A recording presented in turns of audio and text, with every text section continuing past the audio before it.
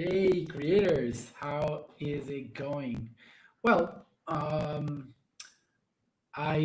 thought of going live today, making a bit of a more of a longer video today for you guys, because there's a topic that is quite intriguing for a lot of entrepreneurs, especially the ones on the start of their career and starting out with different ideas and trying out different products, right?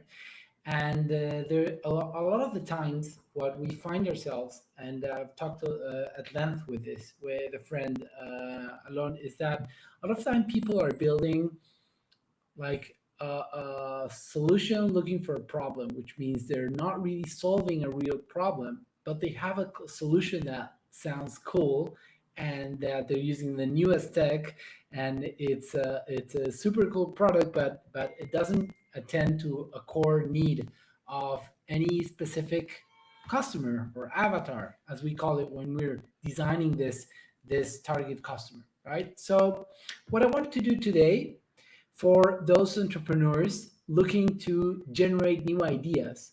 Okay, I'm going to provide you with three proven methods to generate great ideas for a startup that are actually going to solve a real world problem. Okay, so we're going to focus on three different methods. I'm going to tell you an example of how that idea would come about.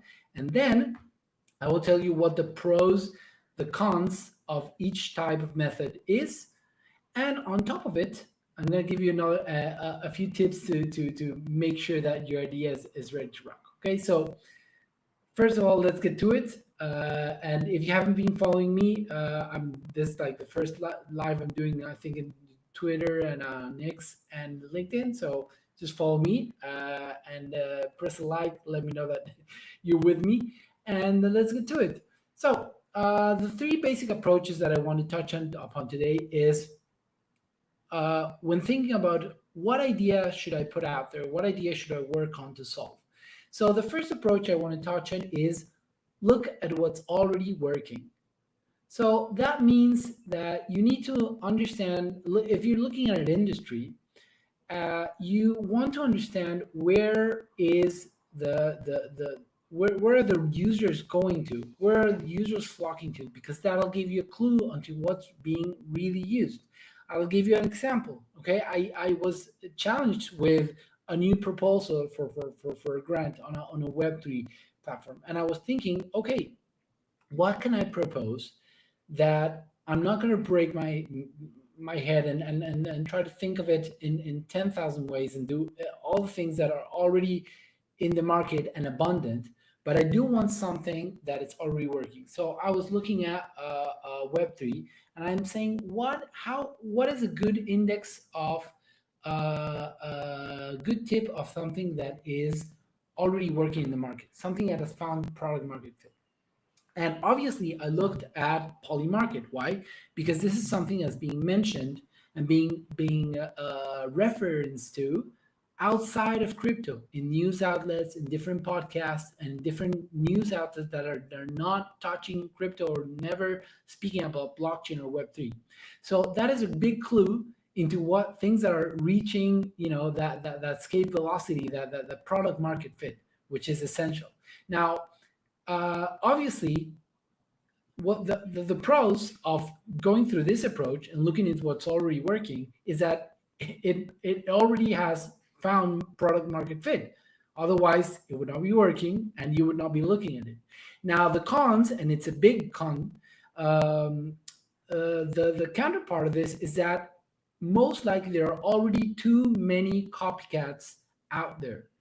If a product has already found product market fit, it's being replicated, it's being launched at, it's being duplicated. So if you do want to take this approach for generating your idea, the only tip I could give you is that make sure that you're ready to execute and you're ready to iterate fast, and you're ready with a very high skilled team of people to get to market as soon as possible. So this should be done, executed on it fast if you're going through this method. Now, I'm going to go through method number two. And this is something that I apply, I like to apply a lot when generating new ideas. And this is the method number two is draw from your own life experience. And what do I mean by that? This is taking a look at your experience lately, or and looking about your daily life. What are you doing? What problems are you encountering? And what is a problem that is painful for you and you would like to have it solved? Okay, I'm going to give you an example of this just from today. Okay, get a phone call, anonymous, saying, "Hi, Hernan, how are you doing today?"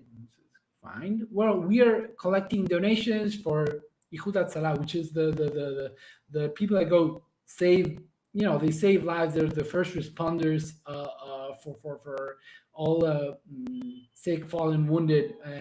Now in Israel, we're in war, and it happens a lot.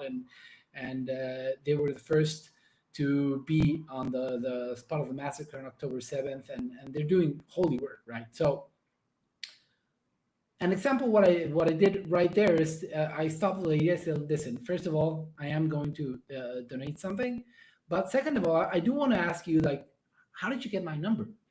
And she told me, "Well, we're just calling everyone." But that made me think. So that means like there's a centralized database with all my phone number, my data, and that is accessible to different organisms or organizations within the country, right? And it's not that that's not a worthy cause, and I am want to contribute, and I did, but it can as well be used for spamming or pushing any other thing. So I would really like to have my data being private and having some kind of request for information before people being reaching out to me for that. So that is already getting into that already has a use on Web3. It's called digital identity or decentralized digital ID, and this has there's a lot of projects working to solve this, and there's a lot of zero knowledge proofs involved, where I could, for example, provide proof that this is who I say I am without revealing my name or my phone number.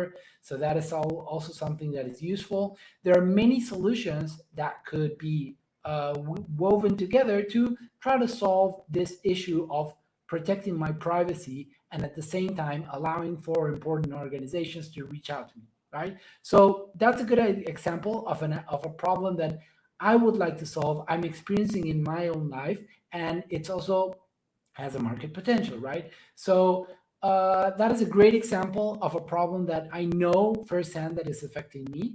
So that's a pro. That's a big pro, right? The pro of this method is that you know that this problem is affecting you. You know firsthand that you would like to solve it.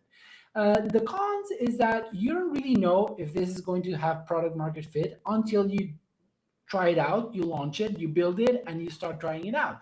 Sometimes that can take a lot of time. The solution that I'm just thinking of is a really hard problem to solve, and it's been tried to solve again, and it's a tough cookie. I picked that, but if you can find another smaller problem that requires a simple solution, then that is going to be a great method to go about building a new product. Right? And then if I can give you a tip uh, for about this method is make sure the project or the problem that you're solving is truly painful and you personally would be happy to solve it. You would pay for getting it solved.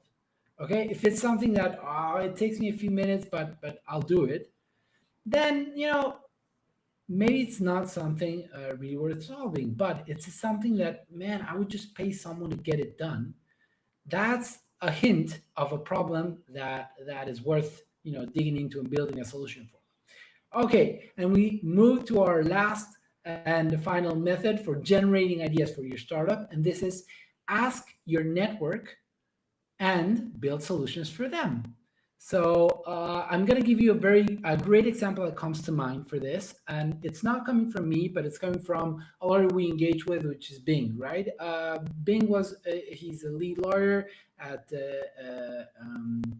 Meta BC, I think, and they have they are managing investments for a lot of partners, right? So when they are managing those investments, they are keeping their cap table and their token distributions in a database, right? So they're building they built this system to manage that cap table and token allocations and token unlocks easily for investors so that they could save themselves some time on the overhead. Now that platform turned into something that they could eventually present to investors. They would invest in it, and now it's its own startup, right? So that's a great example of problems that you people on your network have, and you are building a solution for it. Now, the pros with it is this is a real problem for someone that you know that has experienced it, and you can go deep and ask him, would you pay for a solution to this? Would you pay for this solution? The cons is that the real con here is that you don't really know if what you're building is going to be the best solution for that problem, and if that is a solution that they were thinking of. So you have to be very, very clear on what the problem is and if the solution that you're building is going to tackle that problem specifically, right? And then for the big tip on this method, what I would say is, I want to quote someone that I really admire and following. Alex Omothi says, "Solve rich people's problems; they pay better." And it's a great quote because if you're going to leverage your network, if you're going to go out and solve a problem for the guy that's fixing your coffee at the coffee shop, well, he might have a very good idea for a problem you can solve, but is he a good target customer? Is he willing to pay a monthly subscription of I don't know how many dollars to get one of his problem solved? You don't know that. But rich people have access to funds. They like things done fast, right? And they are willing to pay good money for it. So that's a good. So if you're leveraging your network for this type of approach, then make sure that you're aiming for the more the people with a higher network on within your net worth, oh, higher net worth within your network. All right. So I guess this wraps it up. I hope you take some good insights from this idea generating methods. Um, I do believe that if you take a methodic approach to it and come to a good idea for a new project, I would love for you to comment or even DM me and ping me and tell me, oh, I applied this method to generate a brand new idea and I'm going all in on it. I would love for that to happen for you because if that is you, then you're going to build something new out of this. Then I have done my job for today. So I'm Hernan. If you don't know me, I should have done the intro at the beginning. I have been in Web3 for 7 years. I've been built many products, and I was in mobile before. So anyway, if you would like personal help and you would like to be advised and maybe even taken by the hand towards the product roadmap, the delivery, and even the go-to-market strategy on the project that you're building, hit us up at quantumconsulting.xyz. That's our new consulting branch with Mati Greenspan and a very talented team at Quantum Economics.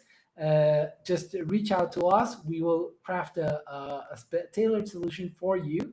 And yeah, that's pretty much wraps it up. So thanks for being here. I'm gonna probably record this and make this into a full-blown podcast episode because I truly think that these insights are valuable.